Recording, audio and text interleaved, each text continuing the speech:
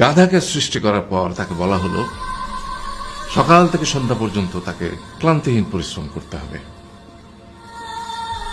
সারা জীবন তাকে পিঠে ভারী বোঝা বইতে হবে, খেতে পাবে শুধু ঘাস, আর তার মাথায় কোনো বুদ্ধি থাকবে না।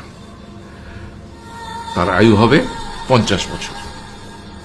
গাধা করজোড়ে সৃষ্টিকর্তাকে বলল, আমি এত বছর বাঁচতে চাই না, আমাকে 20 বছর আয়ু দেওয়া হোক।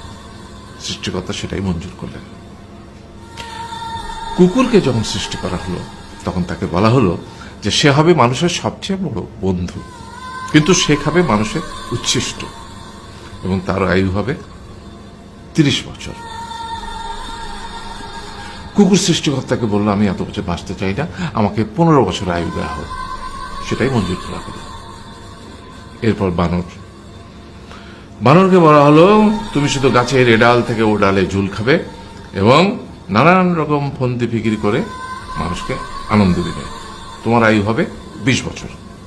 মানুষ বলল, আমি 20 বছর বাঁচতে চাই না, আমাকে 10 বছর দেওয়া হোক। সেটাই মঞ্জুর করা হলো। এবার এলো পুরুষ মানুষের পালা। তাকে বলা হলো যে তুমি হলে প্রাণীকুলের মধ্যে সবচেয়ে বিচক্ষণ এবং বুদ্ধিমান, সেই জন্য তোমাকে প্রাণীদের শিরোমণি করা হলো এবং তোমার আয়ু হবে 20 বছর।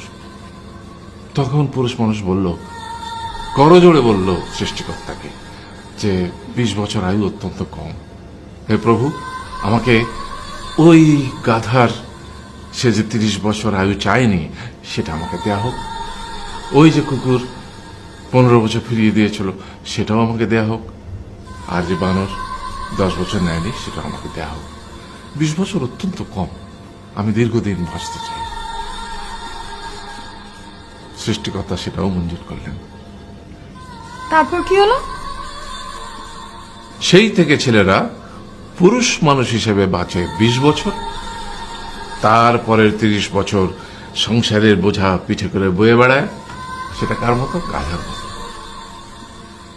তারপরের 15 বছর সে তার ছেলে মেয়েরা যা দেয় সেই রকম ঠিক কুকুরের মতো উচ্ছিষ্ট খেয়ে বাঁচে।